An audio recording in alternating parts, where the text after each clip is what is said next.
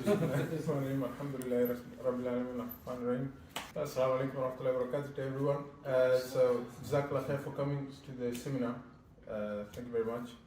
I think I wanted to introduce Christopher and the reason why I wanted him to do this seminar for us. One of the main reasons, there are many reasons, but one of the main one is that Christopher started archery quite late, so a few years ago, maybe 3 years ago, maybe. Yeah, 3 years ago. And in that very short period of time, he has reached a very high level. He's very humble. He's very humble, but I have seen his archery, and you guys have seen him as well. So this is not a secret. So that is one reason why I wanted him to do our this seminar. The other one was that he's also an NFAS champion.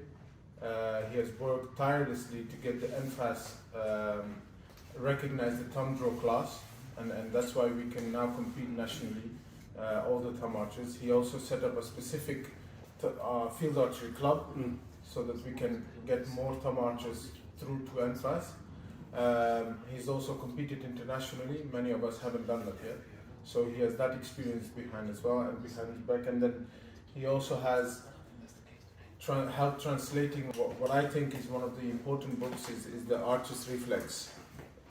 This book, particularly, he has helped translate that into English. So that gives you that he has a bit more in-depth understanding of the aiming techniques and the problems that come with it. And that's the main topic of this seminar. It's yours, all yours, Christopher. Splendid, thank you. Well, thank you. If I just take a minute to introduce and then we take a minute.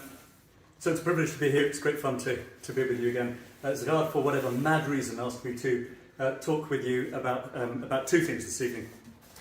One is about gap aiming for thumb draw, and then the second, after another little break, is about the archer's reflexes, about perhaps a more fundamental understanding of what's going on in our brains that everybody calls target panic, and particularly how we can apply it to thumb draw. So in this session, I'll share with you, after our break now and before our next break, just a little about my personal journey with some illustration in archery, about what the ancients say about gap aiming effectively, about what gap shooting actually is and how conventional Western archery now does it, about how we can, contrary to convention, apply that to thumb drawing if we want to. About some pros and cons, which perhaps we can discuss, and I want to raise a question whether you actually want to bother anyway. Great, so I'll show you a little bit this is about gap shooting, gap aiming with thumb draw, which usually people don't do and the ancients didn't advocate, and I think there are good reasons for that, and we're perhaps sometimes shooting for different purposes, and I still don't have a firm conclusion whether it's the right thing to do or not. I'm just on my own little journey, and for some reasons God wanted me to share a bit with you. So let me share with you a bit about my personal journey in this regard, a bit about what the ancients said about, effectively about gap shooting, about what gap shooting really is and how Western archers, say bare bow archers, really pursue it, about how actually we can pursue it as thumb draw archers with this kind of bow. Some pros and cons, and then I'm actually going to throw into the air, is it really worth it? Do we really want it? It's part of my journey at the moment. Maybe I'll deviate from the path again, I don't know, maybe I'll become normal and just go back to pure instinctive. So, I started shooting about 3 years ago, at the beginning of the first lockdown. You remember how bored we all were. I was surfing the web, I was surfing YouTube, I came upon, I think it must have been Armin Hiermer, and I'm not, he's a lovable guy. Somehow, most of us make it through to the end of most of his videos. You get through all of it. He's very, very lovable, and all credit to him, he got me into, I'm pretty sure it was that, into thumb drawing. I've never drawn with my fingers. I think if I tried, it'd probably fall off. And so as God briefly and too kindly introduced, I just had this little journey about what seems to be known as Asiatic, odd use of the word, archery. And I've always done an instinctive aim, so like most of us, I'm right-handed, right? So I've viewed down the left-hand side of the bow, and with both eyes open, both eyes on the target, and you know the form, you get this sort of indistinct, indescribable target image, and you just sort of know when it's right, and that's the so-called instinctive, perhaps more intuitive aim. And then, so I wore glasses. I wore glasses as I am doing those photos. And then I went to this funny comp in Portugal run by this outfit, this Traditional Archers International. And I took with me test strip of 5 contact lenses, or 10, 5 for this eye, 5 for that eye. So that bought me, there was a 3-day comp, so it bought me a practice day, it bought me the 3 comp days there, and then the 5th one I needed to go back to the optician with them in, having been in for the morning, to say, and this is me and this is how I've found it. So I go out, and this is me on the practice day down the practice range on the side of this great, amazing, great fortress thing in Portugal. Really, really interesting history, as you can imagine. Without my glasses, in my contact lenses, and for the first time, sighting down the bow in contact lenses.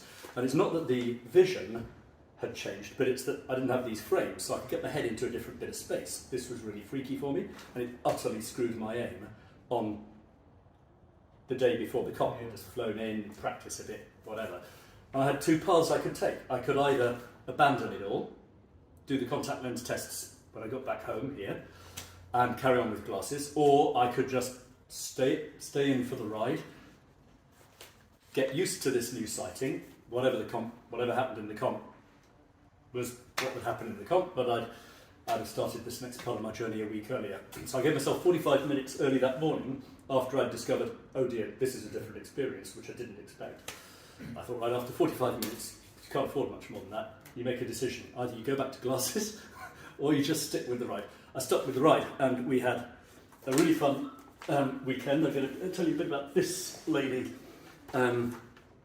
later, and it sort of worked out all right, although the local spirits were not that impressed. You won gold on that one then, yeah? I did in that one, yeah. But, contrary to your too kind introduction, I am no longer the UK Cultural Champion, which title very deservedly goes to Sahel, your brother, so congratulations. So what do the ancients say about it? So we'll all be familiar with some of the ancient texts. So the 2 most famous ones are Saracen archery, or the Mamluk work on archery, which it's a 20th century translation of. So this is kind of from mid-1300s. And then from the rather later North Africa, we don't know who the author was, but someone in Morocco in about 1530, 50, we think it was a little before something else was published over here. And Arab archery tends to go into a bit more detail than Saracen archery. It's written in what, to our sort of post-Enlightenment minds, is a very laborious sort of style. There are 6 things to remember about. There are 17 factors that might... There are 14 ways to... Yeah, must have. And there's a lot of wisdom in it, all as well. So what's relevant to us here is the side of the bow that we're shooting on. And sort of the parlance is that, which is a little odd often, so this is for a right-hand archer, is that this is taken from Saracen archery, is that what people call the inside of the bow is the side where you sort of put your arrow, so what you might think of the outside, but this is used to cross archery. And the outside of the bow is on, for us right-handed archers, the left-hand side where this guy's aiming here. Okay, so the texts use that nomenclature as modern archery texts do. And so Saracen archery says that there are some ways of doing what they call external, that's aiming on the outside of the bow aiming, there are 3 of them. It doesn't mention aiming inside of the bow, but the later Arab archery does, and we know that there are reasons for that preference. And then it talks about split vision, which is even talked about in today's hunting, and barebow archery very broadly is about 1 each side of the bow, but we'll come on to that. So it says, and I'll just cover this roughly before we reflect on what it's saying and how we can then how we apply it. So Saracen archery says there are 3 ways to do external. If I take the relevant little quotes, the first is to look askance like that with both eyes, and it actually says, look, if you've got roughly equal eyes, because if one's dominant, this doesn't work so well. Arab archery then agrees with this, but it says that this kind of aiming by some is supposed to be the best. However, in the opinion of the author, it's the worst and the most faulty and possesses the greatest margin of error. So that's the first, which is aiming, which is looking askance, sort of like that with both eyes. The second was aiming with the arrowhead outside the bow, like this, while the archer looks at the mark with both eyes and aims with the left eye. So note that for a right-handed archer, that's still not aiming around the bow, not the thing we're going to talk about. So still external aim, still the external aiming, yeah? This is left hand with the, still on the other side, yeah? Or you're saying left hand side on the internal? Aiming with the left, so he's aiming on the inside of the bow, yeah. Yeah, okay. In the second one. And then he talks about rapidly snatching with the arrow. You know, modern archers would say, whoa, you don't do that because it sort of disrupts. But you know, in a military context where we're less concerned with precision and we've got flexi bows that can lose their force, there's a lot of, you get more power at little cost for that. And then the third was about that's the archer can train the arrowhead on the mark outside the bow as the left hand. Both illustrations. In this case, he uses his left eye to aim, and he keeps his right on the dustar of the bow without using it to sight any part of the mark, keeping the knuckles of his left hand in line with the centre of the mark. The dustar is this part, the CR is up here, and we have the camera down here. In Arab archery, then, a couple of centuries later, we see the same three ways of external sighting. I can tell you a little about the third one, but it's written that all three are, quote, in the English translation, quote, I can't, I've been privileged to read the original Arabic, in universal use among the kings of Persia. So these three different methods were still being used for sighting outside the bow, looking on the left-hand side of the bow. Southern archery then doesn't talk about aiming on the inside of the bow, which is what we're going to look at here. And Arab archery later comments that there are disadvantages in it. He recognises it, but he says that there are disadvantages in it as a military technique. It's weak and ineffective, which I think is probably about the angle, and there's no room in it for the least sudden jerk or pull before the release. Well, that's not so much of a disadvantage to us in today's target archery, perhaps. Then the third method was split vision, which is mentioned in both texts and in other ones. It's called, so in Saracen, this is done by training the arrowhead and the mark with the left eye outside the bow and coming into focus by directing your right eye onto the mark from inside the bow. The description gets clearer in a moment. Then never take your right eye off the arrowhead or your left eye off the mark at which the arrow is to be loosed. So he's doing a different job with each eye. He then talks about a variation which I think is really relevant today. He says, use both eyes to train the arrow on the mark outside the bow, and then when only 1/3 of the arrow remains to be drawn, so we're somewhere here, and the arrowhead disappears from sight around the bow, and we all know, well, I've lost it, so I've got no gap, where's my arrowhead? You keep the left eye trained on the mark, and with the right you watch inside the bow for the arrowhead to come onto your hands. It comes back into vision. This is my experience too. When the arrowhead is as far back as it can go at full draw, you release. No shit, Sherlock. This is an excellent method and is furthermore the most accurate and the least confusing of all. So there's a hint from some centuries back that this is respected as an accurate method if you can pull it off. Both of those split vision techniques are also mentioned in Arab archery in a bit more detail, and the author of Arab archery, whoever he was, prefers that second one, that one I've just emphasised.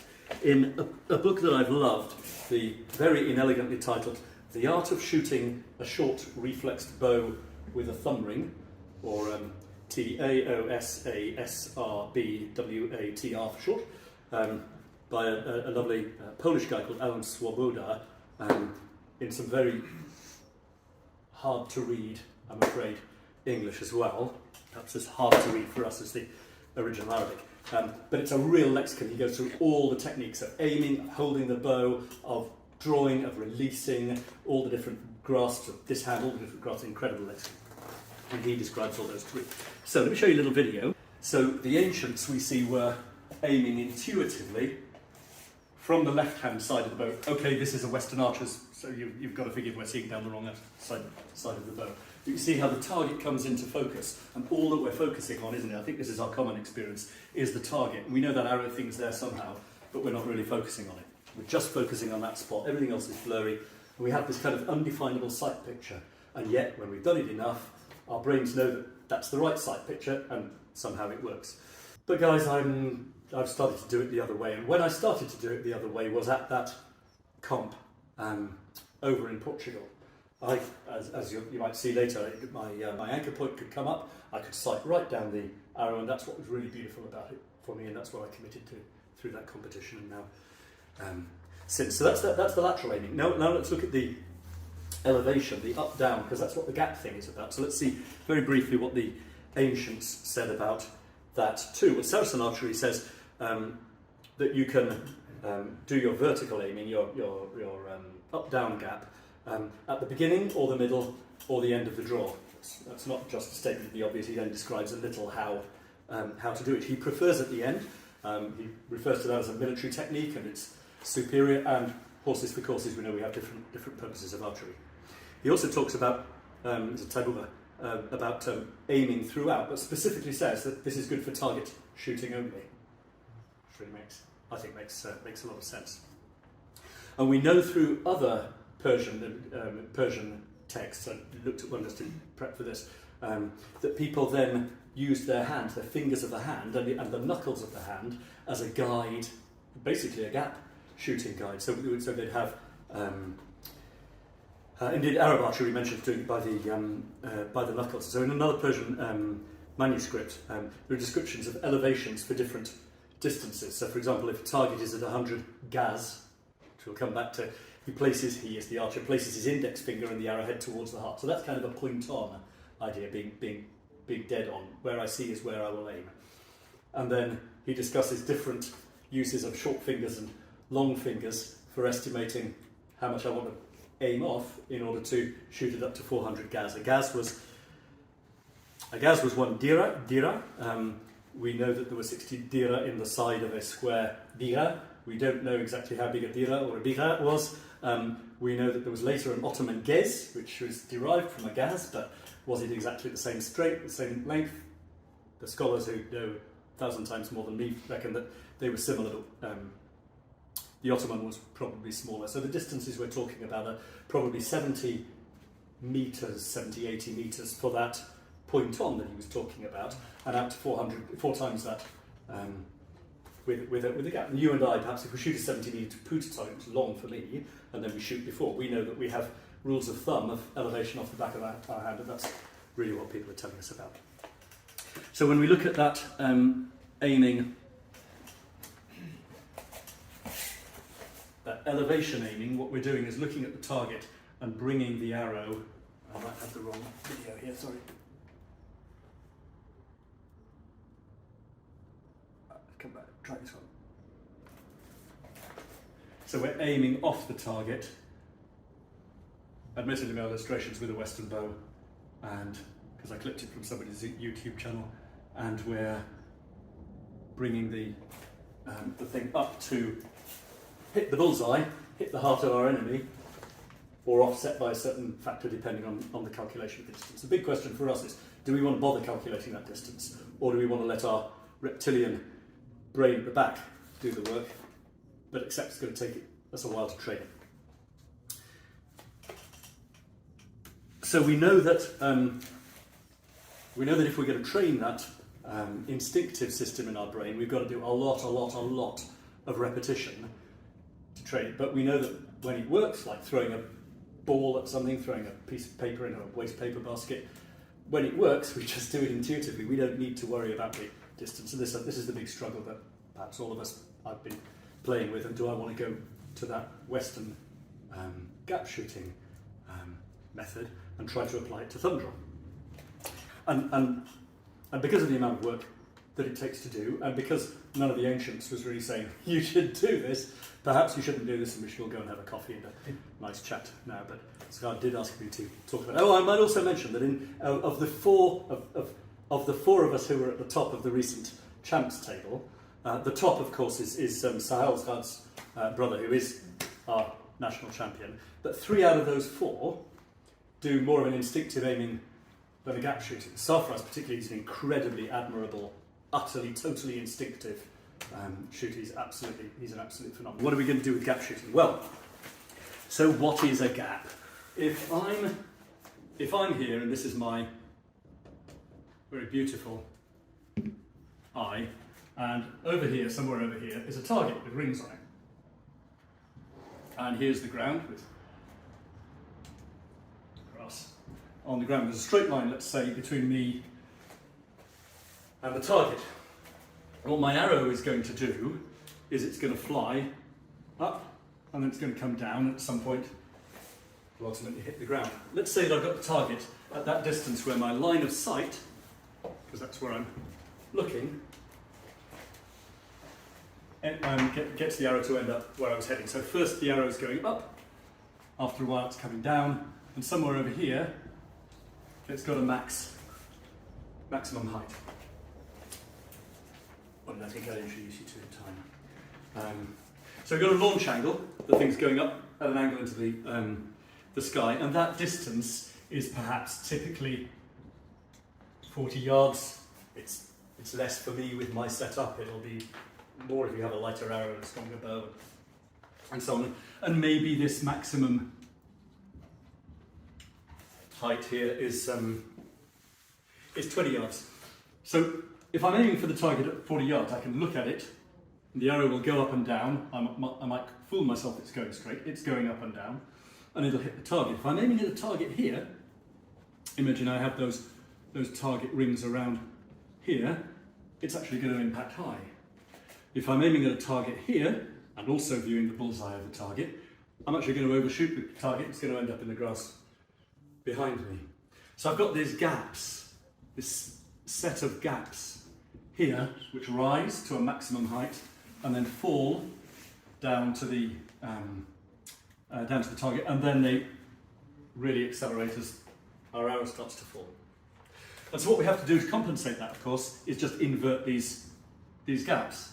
If I'm aiming for a target at this distance, I invert that distance, and I aim for here. I aim this many inches below the target, and as if by magic, it'll hit the target. Here I'll aim less below, here I'll aim less below, here I'll aim less below, here I'll aim a tiny bit below, here I'll aim bang on.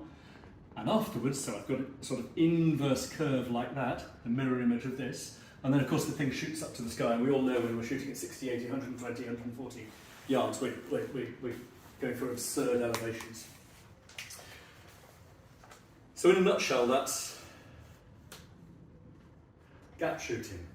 People who do it, most sort of American hunters, only need to bother about relatively short because they're hunting short ranges. So it has more of a trade-off for us, because doing some of these courses, especially doing some of the Middle Eastern targets, we actually really care about those long ones. We can't just set our point-on distance with our kit, which I'll come back to, at slightly more than we ever want to shoot, and just minimise these gaps. So if you're shooting at 20 yards, you're actually aiming with less elevation towards the ground. Absolutely, yeah. Okay. Yeah. Which you are doing when you're instinctively shooting too. Right. Your brain's just sorting out, sort of approximating and sorting out how much. So gap shooters remember this table of gaps for them, and I haven't ever got this quite right, but I've got all sorts of little notes in my book that say with a certain setup, with the bow I was shooting and with arrows before those ones, 20 yards minus 2 inches, I'd aim 2 inches below. At about 27 yards I was point on, 34 yards, because that's the longest target at practice butts at company of 60, I was plus 8 inches, and then I'd keep it just, I've only got to remember 3 or 4 numbers. It's quite a different style from it. It's not the sort of let's go and have some fun in the woods. You're actually, to get it right, you're remembering these, you've got to estimate the distance first, because you've got to have a number, then you convert the number to another number, you convert the distance to how many inches off, and then you aim off. Kind of takes a bit of the fun out of it, but it works. So What's the interesting. trade-off? So just interesting from this image you've done here, this graph. So there comes a point where a distance, like let's say halfway from the point on, where you're aiming at the maximum down. Yes, it does. But as it gets closer, you're actually aiming closer back to the centre. Yes. Of it, until if it's dead in front of you, Yes. you hit it straight on. Yes. I've often, yes, you can see from the theory and yes from practice, and most people other than me experience that. I often experience that it doesn't, but I think that's because for a short target, I'm not giving it the full draw. I've experienced this exactly. So now you're explaining it, and it makes so much sense. Yeah. When it's closer target, I actually go full instinctive. Don't even Go look center, at the yeah. gap. You've always said that. And I aim exactly. I look at the target and I aim. I never understood that until this picture. Yes. So halfway through, exactly, you make the biggest Yeah. gap, and then That's the closer, first time closer, I've closer, understood closer. that. your point. Amazing, yeah. That makes sense, yeah.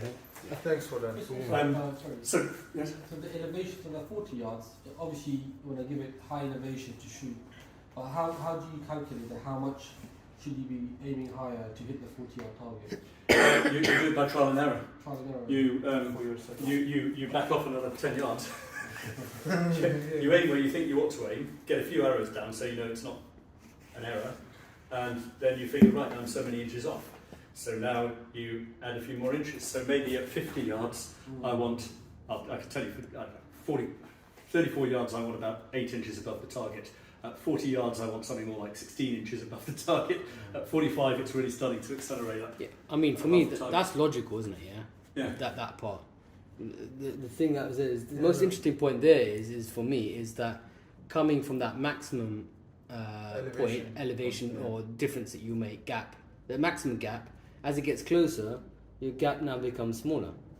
Yes, absolutely. That's just, that's completely. And I was for me, with without the graph, that's not intuitive. No, I agree, and it's not been my general experience. And the reason is that, as Scott, I'm interested you've experienced that too.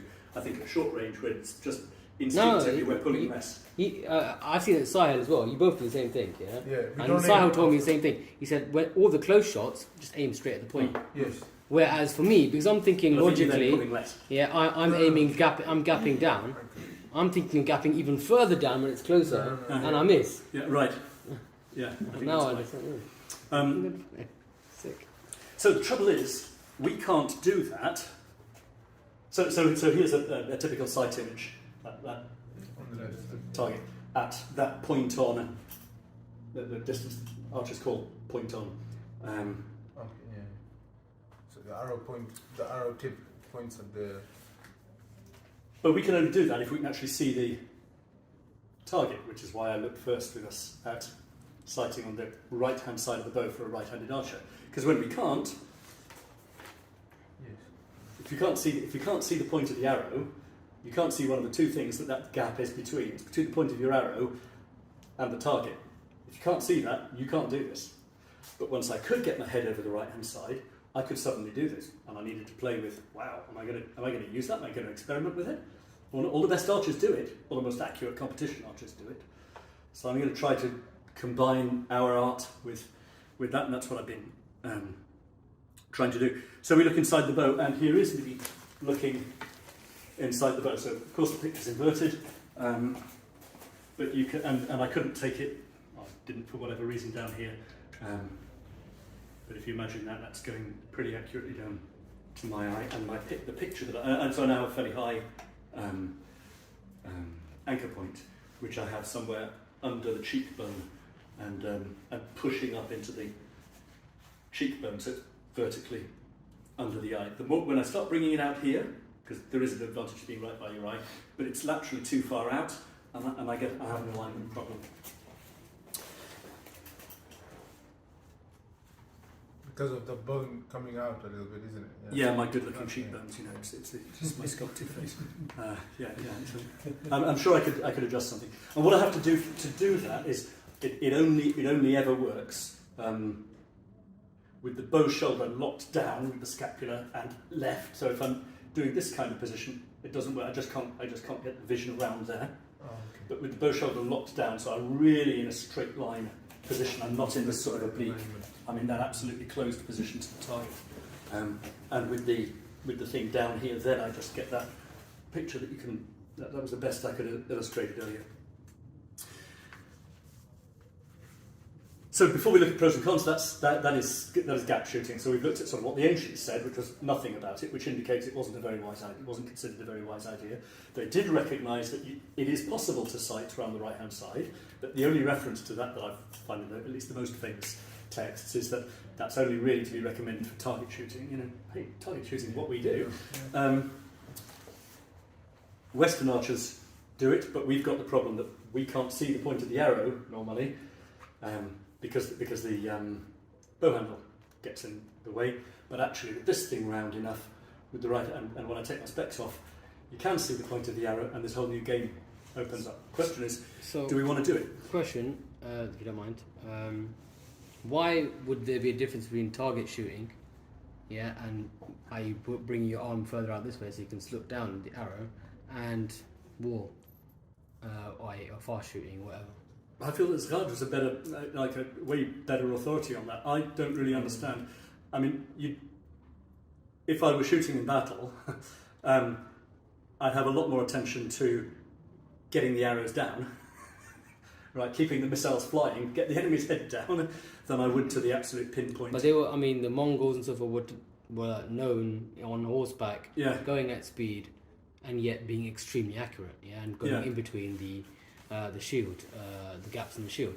So they are doing it accurately, but these books are saying that they wouldn't aim on that side of the bow in that way. So the way the Mongols also aimed, they were slightly different. They aim with their knuckles for the distances and everything, so it's slightly different.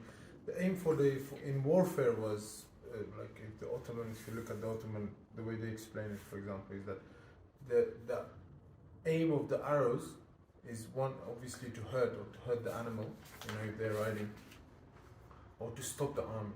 Then the cavalry or the other units would do their maneuvering, and then they would take them out. Yes.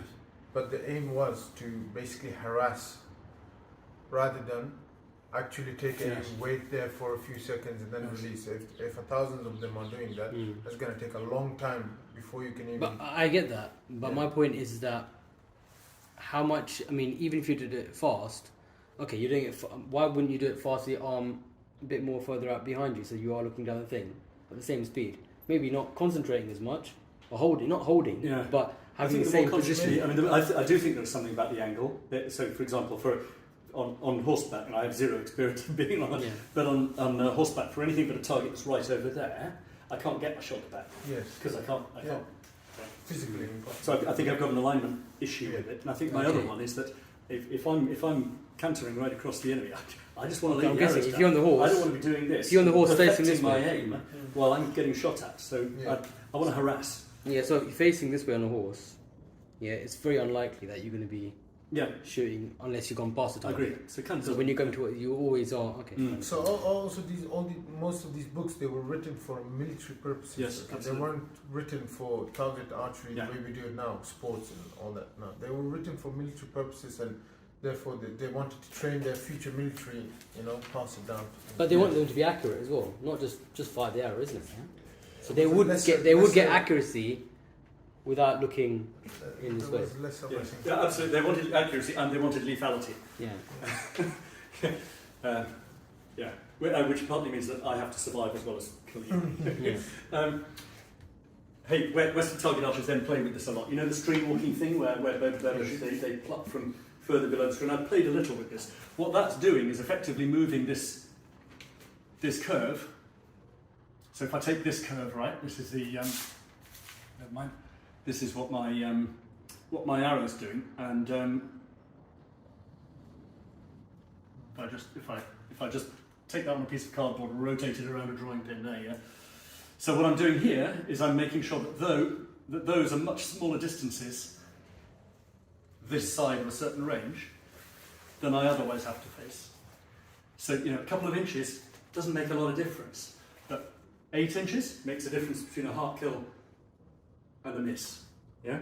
But the price that I pay for that is that beyond a certain distance I get way, way, way off target. And then there's another trick, and I've tried doing that with thumb draw. I'm sure that anything's possible, but the first problem we encounter is that unlike a finger draw archer, we basically need to close that gap, don't we? And you can do it just using the thenar in the eminence, this set of muscles here, but we all know how you balance the string.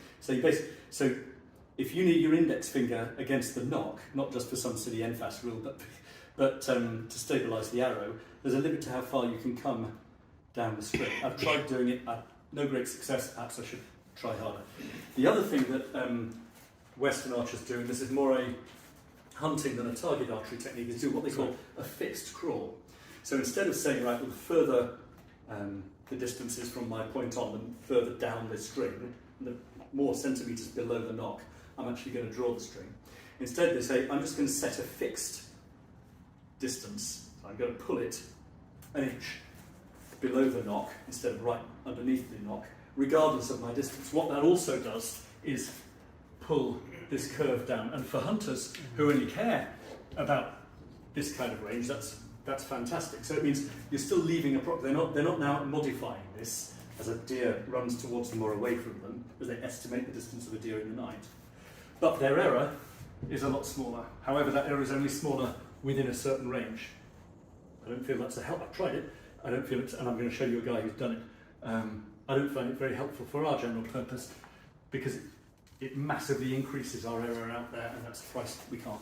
So we can't string walking, so lifting, say, the knock up higher and higher. No, it's if I've got my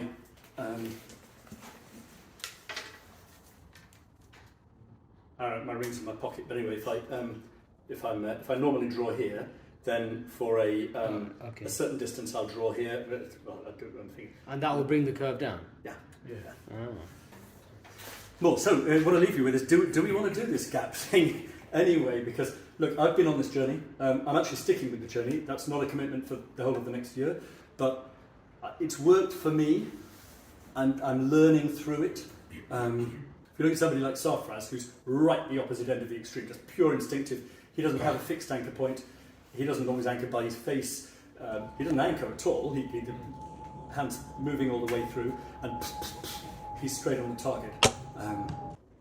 That's a very different skill. The more that he practices doing that, the more that his brain is learning those relationships, and his bow and arrow and body just become one great, fantastically attuned machine. And the less that I do it, the longer it's going to take me to start being as successful as that. So there is a bit of a trap. You either take this route in life or that one, but once you've taken either, there's a kind of bigger switching cost perhaps.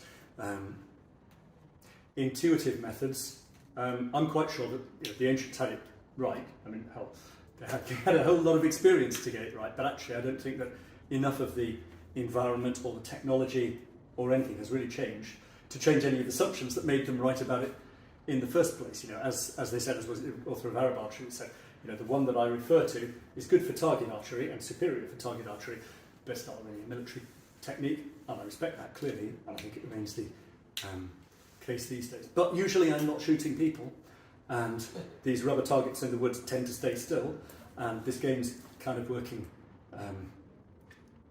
for me. If you do it, if you practice the gap thing, we all have to remember that table of gaps we've got, 27 yards, I'm point on, 34 yards, I'm 8 inches above, 20 yards, I'm 4 inches, but whatever. That's dependent on the bow, it's dependent on the arrow, if only because of the arrow weight, but also some other attributes. It's dependent on my draw, it's dependent on my own body. When I'm more fatigued and I'm not pulling through as much, obviously at a longer distance, my gaps increase. And then I think, I've forgotten the table, I haven't forgotten it at all. I'm just shooting differently. We need to remember that. Now, I don't know, but I assume a really good instinctive archer becomes more aware of how his body's feeling and will give it more welly when he knows he's feeling tired. Your subconscious is an amazing thing. So if we reduce the whole thing to a set of formulae, we've got to remember that set of formulae worked through our trial and error, through our experimentation, but under a set of circumstances. You change the set of circumstances, you go back to scratch. You shoot lighter ones of these, go back to scratch. Change from this to this, go back to scratch. So you never blame the archer, so you could be a very good archer, but you always get it wrong because of some different attributes. Would you say that again? So, because you said, I always blame the archer, it's always my fault. It's never But it's like getting the right arrow, the right bow, the right anchor point, maybe wind as well. I think it's not very important. I think that, there's a bit about bow, only a little bit. There's a bit about arrows, not very much. There's a whole lot about technique. But ultimately, something's going wrong. I experiment with my kit a lot, but it's always a cycle of learning. Experiment with the kit, learn a form that works, learn from that, change the kit a bit, learn a bit more about what it was about the form. It's just constant learning. But ultimately, the biggest variable is always yourself, I think. So everything that we do here, there's a formula you can follow, a recipe you can follow. It's quite formulaic. It doesn't have kind of the spirit of the intuitive archery. It does, when you reduce it to numbers, the numbers all depend on your kit. The moment you change any of that, you're in the wilderness, mate, shoot different arrows. I don't know what my gap is at 40, and my subconscious brain's no longer telling me. But let's remember that it would take the subconscious brain a while to learn it as well. At the end of the day, what differentiates me, say, gapping at the moment, and before last August I didn't, from, say, Sarfraz, who is genius, purely instinctive, is, I think, the biggest thing that separates it's not how we aim, it's about our consistency. So my point here is, I could switch to Sarfraz's method, it'd take me a long time to get that good. He could switch to this method, he'd pay a price because he'd lose some of his intuition, and he'd be able to do it pretty well because he's a damn good archer. But actually, what makes, say, one of us win on another, it's all about consistency, and we really learnt that at the Nationals. If Zgard had performed on Sunday, as he did on Saturday when he beat everyone, it was Saturday, wasn't it? Yeah. By a large margin, he'd have taken the chance by a large margin. If Sarfraz, who whipped our asses on Sunday, had been able to pull that out of the bag on Saturday, he'd have taken the chance by a long margin. If there were 3 half days, Saturday morning, afternoon, Sunday morning, when I look at my numbers, performed very consistently. I could do better, I could do worse, for the first 3, and I really fell away the 4th. If I'd somehow done whatever there, I was flagging obviously, but we all were, that I did the other, I'd have made it. Sahel, to his credit, was consistent all the way through, and he took it. So ultimately, it's not about this or any such technique, it's about doing broadly the right thing, and just always doing broadly the right thing. And the more, it's the times we foul it up in the competition game that really take the marks away, and maybe that puts it sort of in perspective. Let me leave you just with a couple of fun little videos, and this is, again, they're like a minute and a half each, is that all right? Yeah. Which maybe, and my question to you is going to be, do you think this is possible if you gap shoot, as opposed to if you're instinctive shooting? So three little exhibits, and they are just like a minute and a half each. So here's the first one. Is this possible? So this is, you'll know, is Lars Anderson, and this is a fellow Dane who you're going to see more in the other half talk, totally different subject, called Jes Lysgaard, who wrote that. Let's see it. How many arrows is it possible to shoot through a keyhole, one after the other? 1 arrow,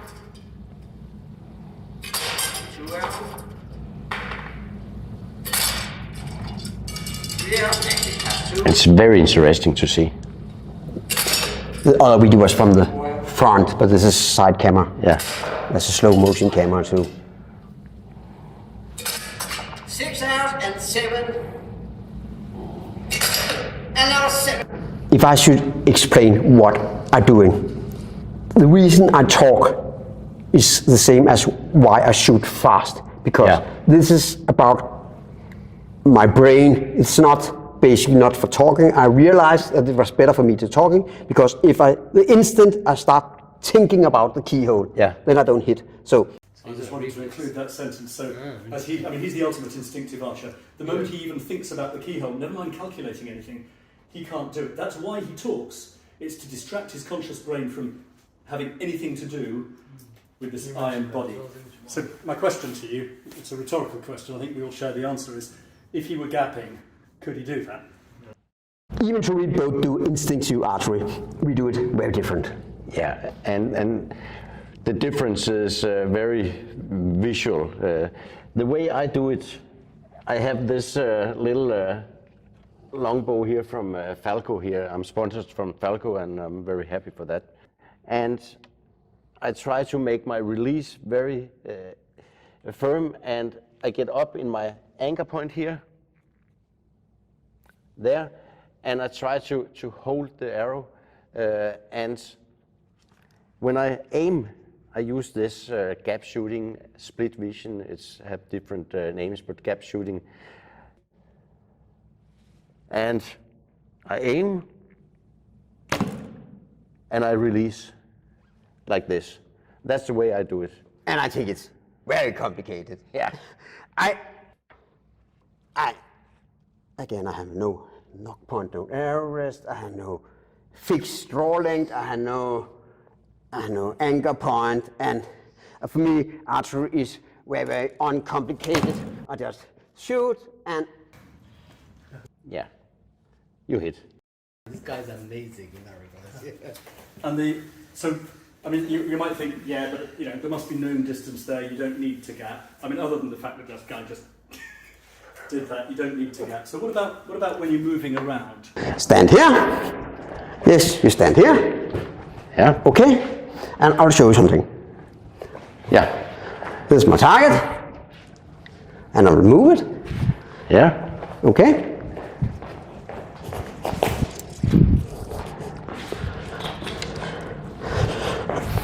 Now I'm a little scared. You should not be.